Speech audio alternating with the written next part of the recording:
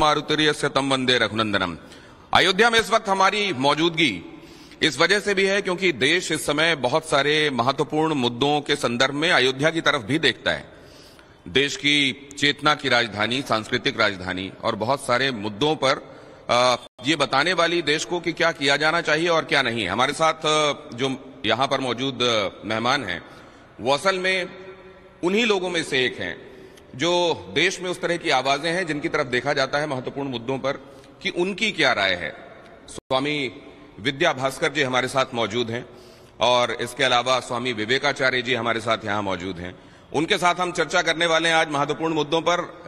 बबलू खान जी हमारे साथ मौजूद हैं, राम मंदिर के समर्थक हैं। नाम एक बार फिर से अच्छे से सुनिए, बबलू खान राम मंदिर समर्थक। ये कैसे होता है ये भी मैं समझूंगा।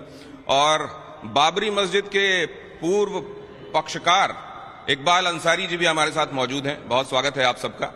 और सबसे पहले तो मैं ये समझना चाहूंगा कि 14 तारीख को इस महीने की जो कानून मंत्रालय है उसकी तरफ से ये कहा गया कि अब इस बारे में सोचा जाना चाहिए और पूछा जाना चाहिए। विधि आयोग ने कहा कि 1 महीने के भीतर भीतर जो महत्वपूर्ण सार्वजनिक संगठन हैं, धार्मिक संगठन हैं, वो बताएं कि समान नागरिक संहिता को लेकर उनकी क्या राय है। और इसको लेकर आप देख रहे हैं दोनों ही तरह के स्वर प्रखर हैं, जो समर्थक हैं वो भी और जो विरोध करने वाले हैं वो भी। लेकिन यहाँ अयोध्या में रहने वाले ये महत्वपूर्ण लोग क्या सोचते हैं, आइए इससे शुरुआत करते हैं। यूसीसी, कांग्रेस तो कह रही है कि यूसीसी मुद्दा ही नहीं है, बेरोजगारी, भ्रष्टाचार और इस सब पर बात होनी चाहिए। यूसीसी के बारे में तो लोग जानते भी नहीं है। सच पूछो तो मुद्दा यूसीसी ही होना चाहिए। बेरोजगारी और भ्रष्टाचार तो बहुत दिनों से मुद्दा चलता चला आ रहा था, यहाँ तक कि उसमें जंग लग गया और वो मुद्दा बन ही नहीं पाया, वो नॉन इशू हो चुका है। इसलिए मैं तो यही कहूँगा कि मुद्दा यूसीसी ही होना चाहिए, क्योंकि परंपरा के अनुसार भी देखें, वैदिक सिद्धांत के अनुसार देखें तो समानो मंत्र समिति समानी, हमारी मंत्रणा समान होनी चाहिए, हमारी समिति समान होनी चाहिए। हम एक ही धरातल पर जब रहते हैं और एक ही वातावरण में रहते हैं, एक ही वायु हमारे अंदर जाती है, श्वास से प्रश्वास से बाहर निकलती है, एक ही भूमि पर उत्पन्न अन्न का हम भक्षण करते हैं, सेवन करते हैं और एक ही राष्ट्र के अंदर हम रहते हैं, तो हमें एक ही संविधान के अनुसार चलना चाहिए। यही हम सब लोगों के लिए वास्तविक कर्तव्य है कि अलग अलग लोगों के लिए अलग अलग व्यवस्थाएं न हो करके एक राष्ट्रीय व्यवस्था हो और उस राष्ट्रीय व्यवस्था के अंतर्गत हम सब लोग अपने जीवन को सहकारिता के साथ, सद्भाव के साथ, समरसता के साथ हम व्यतीत करें। इस देश में विरोध भी एक आदत है। वो कई बार हम देखते हैं कि समालोचना से हटकर आलोचना ही एक हिसाब हो जाता है। क्या उससे भी आगे आपको देश बढ़ता दिखाई देता है या वहीं पर टिका रहेगा, मैं आपसे जानूंगा आगे। लेकिन अब जरा इधर आते हैं। इकबाल अंसारी साहब, कैसा है ये समान नागरिक संहिता वाला विचार? देखिए, ये हमारा हिंदुस्तान जो है, हिंदू मुस्लिम सिख ईसाई सारे धर्म के सारे जात के लोग बसते हैं। तो जहाँ पर कानून है, कानून सबके साथ में एक होना चाहिए। हम तो एक की भी पर जो है कहते हैं कि सबके साथ इंसाफ होना चाहिए, कानून अलग नहीं होना चाहिए। अगर कोई आदमी कोई गलत काम करता है, चाहे वो हिंदू हो चाहे मुसलमान हो, जो नियम कानून बने हैं वो सब पे लागू होना चाहिए। सरकार जो भी प्रस्ताव लावे सबके लिए लावे। तो हम तो यही चाहते हैं ना कि हम भले ही मुसलमान हैं, लेकिन ये नहीं है कि हम हर जो है जो देश में मेरा कानून है उसका अलग बना हुआ है। हमारे यहाँ जो भी नियम कानून है वो सब देश के कानून से मिलते जुलते हैं, कोई अलग नहीं है। जो देश ने पास कर दिया कानून ने उसको हमको मान लेना चाहिए, क्योंकि हम मुसलमान हैं। इसीलिए ये हमारा मजहब भी है कि हमारे देश का राजा जो भी कानून जो लावेगा उसको हमको मानना है। नहीं तो ये मुस्लिम पर्सनल लॉ बोर्ड और ये आपके ओवैसी साहब जैसे जो लोग हैं, ये बगैर कानून समझे, वो तो बैरिस्टर की पढ़ाई करके लंदन से आए हुए हैं, वो बगैर कानून समझे विरोध कर रहे हैं क्या? देखिए, अब हर आदमी अपने अपने नियम कानून से लोग बात करते हैं, क्योंकि लोगों का निजी भी कानून तो चलता है। तो अब ऐसी क्या कह रहे हैं उनको, हम तो जानते नहीं, ना वहाँ गए हैं, ना उनका मेरा कोई साथ है, ना उनको हम जानते हैं। चलिए, तो ये वो अपने अपने हिसाब से कहते हैं, क्या वो हिसाब सियासत का हिसाब है? ये भी हम समझेंगे। बबलू खान जी, बबलू खान राम मंदिर समर्थक कैसे हैं? राम हमारे पूर्वज हैं, हम राम के ही वंशज हैं। तो अपने पूर्वज का समर्थन नहीं करूँगा तो किसका करने जाऊँगा? पाकिस्तानी का समर्थन करने जाऊँगा। मैं सौभाग्यशाली हूँ जहाँ पर प्रभु श्री राम ने जन्म लिया, चंद कदम की दूरी पर मैंने भी जन्म लिया।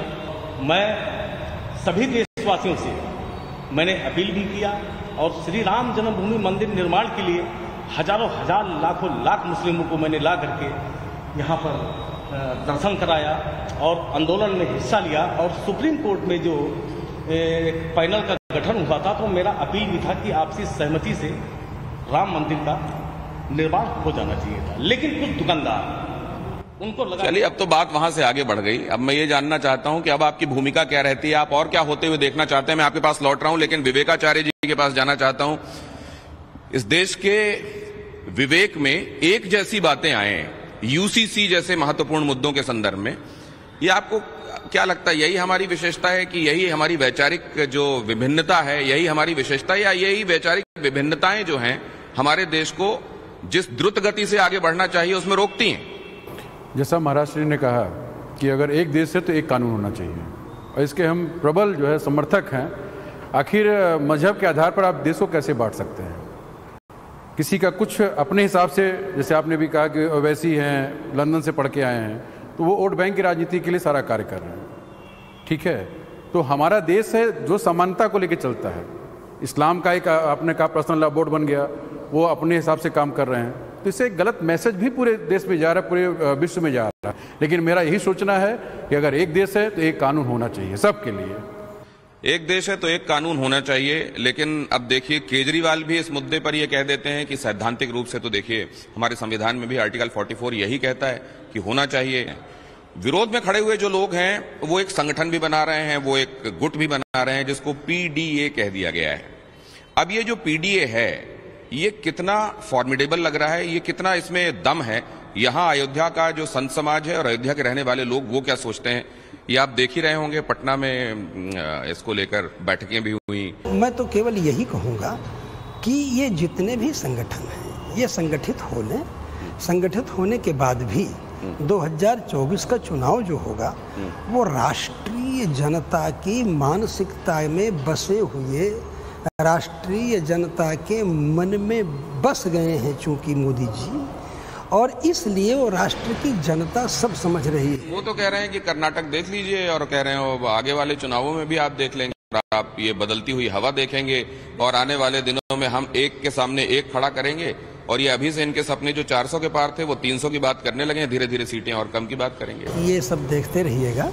पहले भी जब मोदी जी आए हैं अभी 5 वर्ष पहले, लगभग 4 वर्ष 4.5 वर्ष पहले, तो भी कहीं कहीं के चुनाव हारे थे, वो पार्टी हारी थी, उसका कोई महत्व नहीं है। कर्नाटक तो नाटक है, नाटक कभी ओरिजिनल नहीं हुआ करता है। असल में कौन है जो माइनॉरिटीज को लेकर सोचता है और दिल से सोचता है, कुछ करना चाहता है? देखिए, आज़ादी के बाद से हमारे बाप दादा भी कहा करते थे, हमने कांग्रेस का भी दौर देखा और सपा का भी दौर देखा प्रदेशों में, बसपा की भी दौर देखा, लेकिन ये कांग्रेस और भारतीय जनता पार्टी में अगर तुलना किया जाए तो आजादी के बाद से जिन जिन लोगों ने हमारे समाज को बेवकूफ बना करके सत्ता हासिल किया था और बहुत बड़े बड़े सपने दिखाए थे, वास्तव में सपने तो उन्होंने दिखाया था, लेकिन अगर सपने को किसी ने पूरा किया तो हमारे देश के राजा, हमारे देश के प्रधानमंत्री मानेंगे श्री नरेंद्र मोदी ने हमारे मुसलमानों का सपना पूरा किया है। तो आप क्या कह रहे हैं कि मुस्लिम जनता जो है वो मोदी जी को वोट देगी? भाई, मोदी जी ने आजादी के बाद से जिनके पास छत नहीं था उनको छत मिला। हर एक परिवार को शिक्षा व्यवस्था, स्वास्थ्य व्यवस्था और क्या नहीं दिया मोदी जी ने। भारतीय जनता पार्टी के माननीय प्रधानमंत्री नरेंद्र मोदी जी पूरी दुनिया घूम करके आए हैं और इस वक्त वो जो है मौजूदा प्रधानमंत्री हैं। तो अब देश की जनता के साथ वो कितना अच्छा बर्ताव कर रहे हैं दुनिया देख रही है। वो प्रधानमंत्री रहेंगे, जनता उनको वोट भी देगी, उनका कोई विरोध नहीं कर रहा है, कोई मुसलमान उनका विरोध नहीं कर रहा। और वो जो है कि बैर न कर काहू सन कोई, राम प्रताप विषमता खोई, तो ये विषमताएं समाप्त होती जाएंगी, ये वैर समाप्त होते जाएंगे, देश एक होगा, नेक होगा और मजबूत होकर विकास के रास्ते पर और तेजी से चलेगा, यही उम्मीद यहां अयोध्या से की जा रही है। फिलहाल इस चर्चा को विराम देते हैं, लेकिन अयोध्या से बहुत कुछ और भी अभी आपको आगे दिखाते रहेंगे। सच कहता पिघला